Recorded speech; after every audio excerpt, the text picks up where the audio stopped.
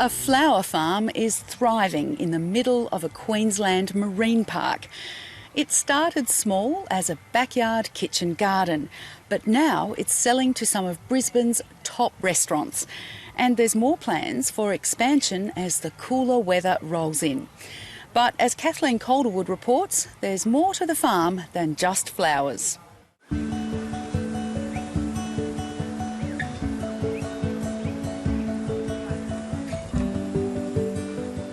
This might be the prettiest farm in all of Queensland. Magenta and pink cosmos, cobalt blue butterfly peas and zinnias, every colour of the rainbow. But they're not headed for the florist. They're on their way to kitchens and restaurants around Brisbane. Some flowers, they do taste a little bitter. Some have got sweet notes to them, some are a bit spicy. And then we've got a couple that are just right out of the ballpark weird. Come out of its little bud. It's got a big flat face. Simone Jelley was a photographer before she became a farmer. A few years ago, she planted a kitchen garden with edible flowers.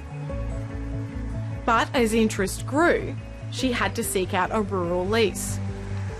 She produces more than just flowers.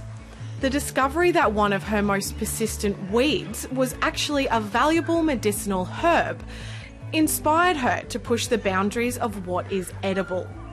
That's when I started to have the epiphany of, hang on a second, if I've been fighting this particular weed in my garden, what else am I fighting, and is it edible, and what is its health benefits?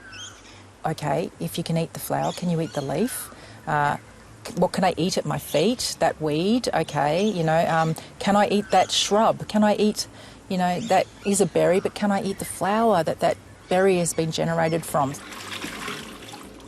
Experimenting with leaves and herbs often discarded as weeds, Simone and her team have developed a variety of leaf mixes, ranging from hot and sour to bitter and anise. The key is nailing the balance of pretty and delicious.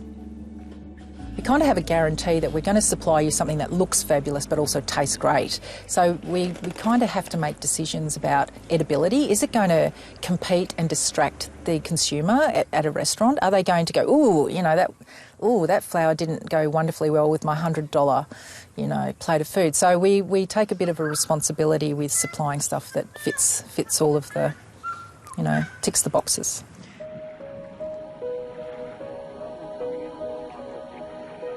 Simone's farm is on Lamb Island in Moreton Bay. At only 200 hectares, it seems an unlikely home for agriculture. But a century ago, it and nearby islands were part of southeast Queensland's salad bowl.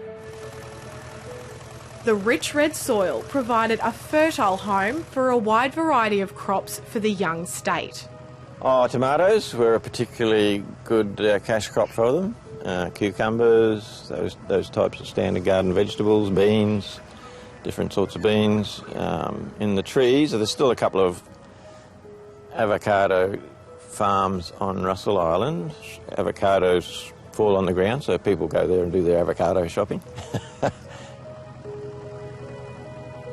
In the late 1800s, the Acclimatisation Society of Queensland used the islands to test which crops would thrive in the subtropical climate. The remnants of those early experiments in subtropical agriculture are dotted around the islands. In the 1930s, there were more than 70 farms across the Southern Moreton Bay Islands, but they gradually became unviable as transport costs increased. It's a challenge Simone also grapples with, and consequently her product can cost twice the price of that of her competitors. It's barge on, barge off, ferry on, ferry off. There's no bridge. So everything that we do is dictated to by the distance of water. So we've got to, you know, get produce off, which has its overheads, and then we've got to get resources in. Is this the pinto peanut that you brought along, or is it the indigo? I think it's an indigo ground cover, hey? Wow. As a way to cope with that, Simone has enlisted permaculturist Daniel Sheridan to help increase yields and improve sustainability. Daniel uses weeds to make liquid fertilisers and has planted perennial crops to assist the annuals. They can help through nitrogen fixation, also bring in beneficial insects to help us with our IPM or integrated pest management. They can create shade and microclimates within microclimates. We like to use moringa a lot, which is an amazing food plant. It's also known as a miracle tree. It has exceeding nutritional value for humans and soil. So we use that for our customers, but we also use it for soil remediation through liquid fertilisers as well.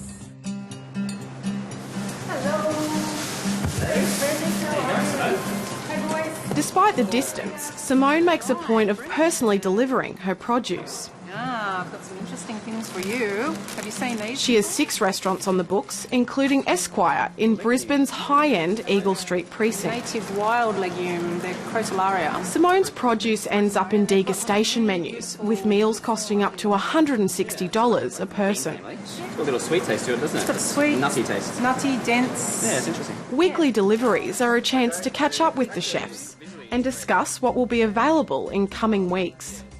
The big benefits of having direct supply to chefs is that chefs actually communicate back exactly their feedback of what you're doing, but they also are able to give you the jump on what they intend to be looking for maybe the next season's menu, especially seasonal chefs. So I've had a chat to 2 chefs today and I've got the jump on what they are looking at even for their winter menus, so that gives me time to get plantings in now. Little fennel, and I've got some... The chefs aren't afraid to ask for unusual produce. It's actually endemic. They're not interested in following current food trends, so they work closely with Simone to build new and unusual flavour profiles.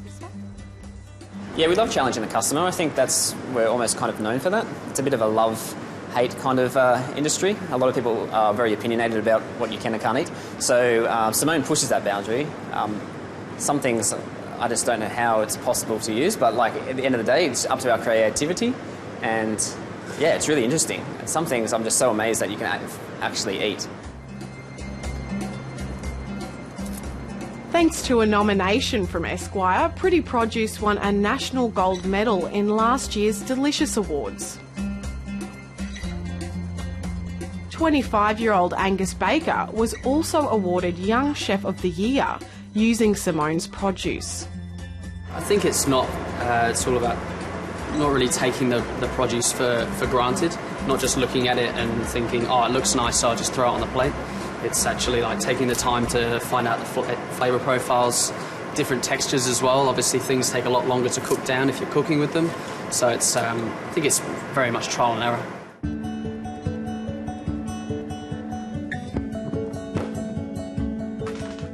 Armed with ideas from Brendan, Angus and other customers, Simone has big plans for winter.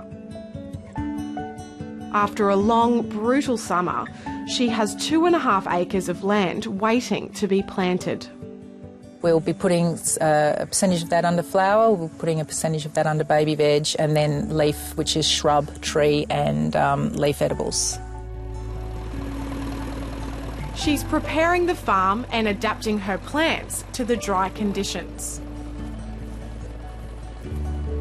Seed saving to me is an absolute, I call it future proofing. It's a term that flies around a fair bit. So after 5 to 7 generations of saving that seed of successive plants, we're now developing an evolved plant to the conditions. So you're starting to talk about a plant that is understanding of the climate and the weather that it's in, and so therefore I'm managing with seed saving to offer better chances of my produce, succeeding and surviving over challenging times.